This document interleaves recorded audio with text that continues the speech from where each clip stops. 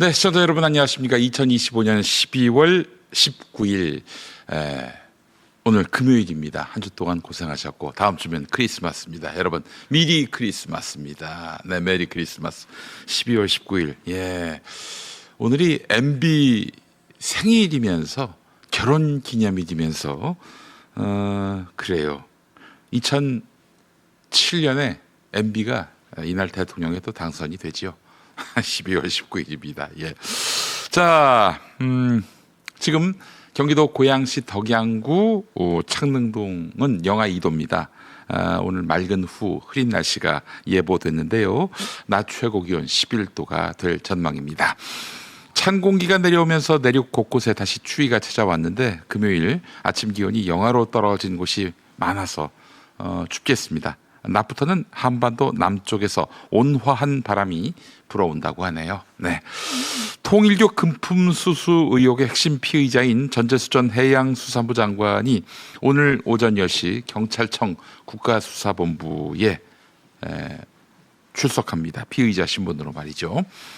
2019년 국회 패스트트랙 사건으로 재판에 넘겨진 더불어민주당 박범계 의원 등 전현직 의원 10명 전원에게 2주 전에 검찰이 벌금형을 구형했는데 오늘 선고가 있습니다. 오늘 큰 뉴스 미리 짚어드렸습니다.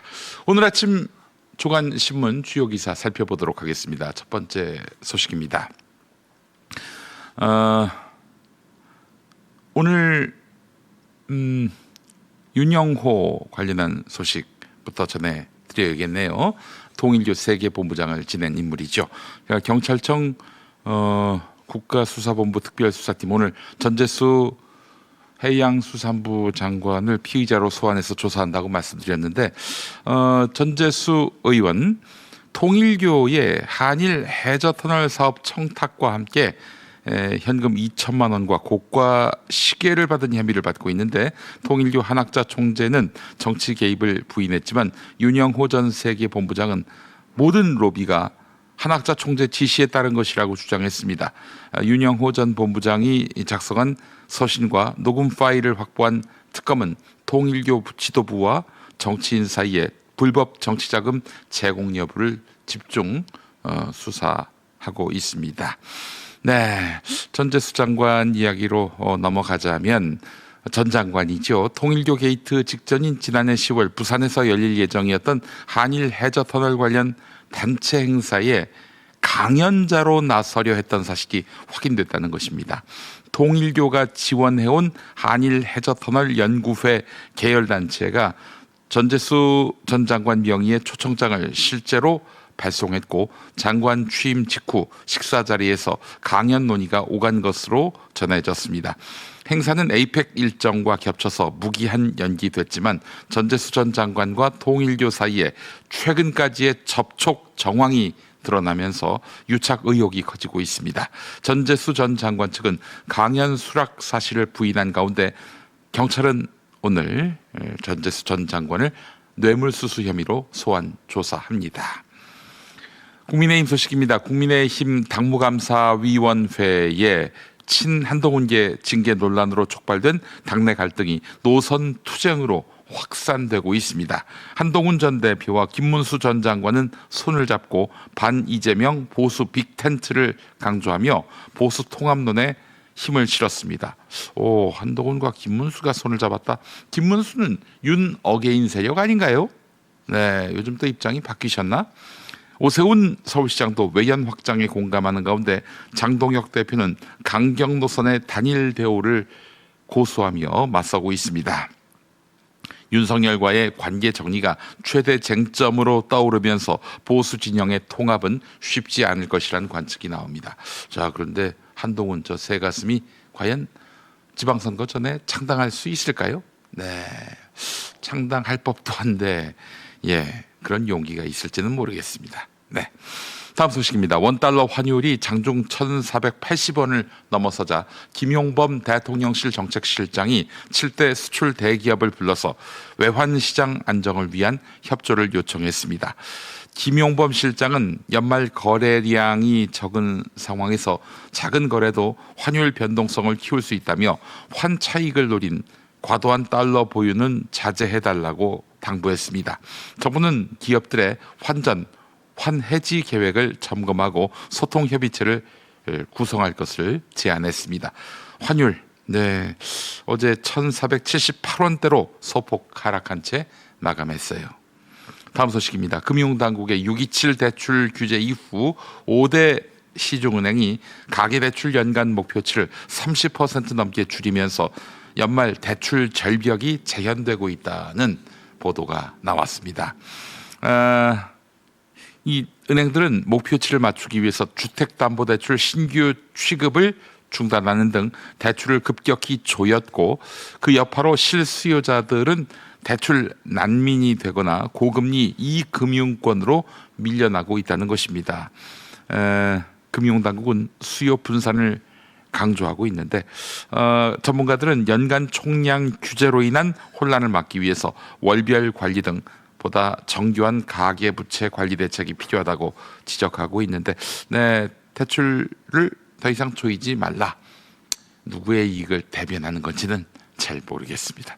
네, 자, 이상 오늘의 조간신문 기사 살펴봤습니다. TV 뉴스는 어떤 이슈에 주목하고 있을까요? 함께 만나보지요. 12.3 비상계엄 사건만 맞는 이른바 내란 전담 재판부 신설을 추진해온 여당. 내란 전담 재판부를 만들어서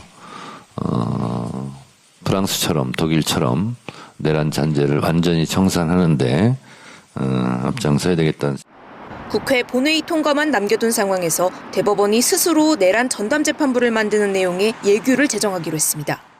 신설 예규는 내란과 외환, 군형법상 반란죄 사건 가운데 사회적 파장이 크고 신속하게 진행해야 하는 사건을 국가적 중요 사건으로 규정했습니다. 그리고 이 국가적 중요 사건을 무작위로 배당하고 사건을 배당받은 재판부를 전담 재판부로 지정하도록 했습니다. 물류센터 안을 정신없이 뛰어다니는 남성. 짐을 가득 실은 카트를 옮기기도 합니다. 2020년 10월 쿠팡 70 물류센터에서 야간 근무를 마친 뒤 급성 심근경색으로 숨진 27살 장덕준 씨입니다. 이건 우리가 필요한 게 아니다. 내일 아침 국회에서 도움이 되지 않는다라고 말하는 김 대표. 국회 국정감사를 앞두고 숨진 장 씨의 근무 모습이 찍힌 CCTV 영상을 분석한 자료를 보고받은 뒤 불만을 표출한 걸로 추정됩니다. 이후 김 대표는 물 마시기, 잡담, 빈 카트 옮기기, 화장실 등의 단어를 언급합니다. 이 같은 장 씨의 모습을 CCTV 영상에서 찾아 장 씨가 과로하지 않았다는 사측 주장을 부각시키라고 직접 지시한 정황으로 보입니다. 김 대표는 장 씨가 열심히 일했다는 내용의 기록은 어떤 것도 남기지 마라. 그가 성실하게 일하는 사람이라는 건 말이 안 된다고도 주장합니다. 친한계 김종혁 전 최고위원에 대한 당무감사위에 당원권 정지 2년 권고를 둘러싼 논란. 장동혁 국민의힘 대표는 해당 행위에 대한 엄정 조치를 강조했습니다. 밖에 있는 적 50명보다 내부에 있는 적 1명이 더 무섭다는 말. 내부의 적 1명은 한동훈 전 대표를 겨냥한 거라는 해석이 나왔습니다. 김종혁 씨 건이나 한동훈의 이 당원 게시판 문제들을 털어버리는 게 중도 확장의 선제 조건이라고. 한 전 대표는 반발했습니다. 윤어게인 세력이 이달 초 김건희 국정농단 특검이 서울중앙지검을 압수수색했습니다.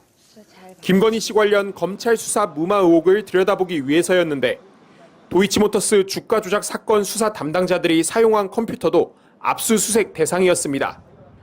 그런데 당시 수사팀 지휘부가 쓰던 일부 컴퓨터의 데이터가 완전히 삭제된 상태였습니다.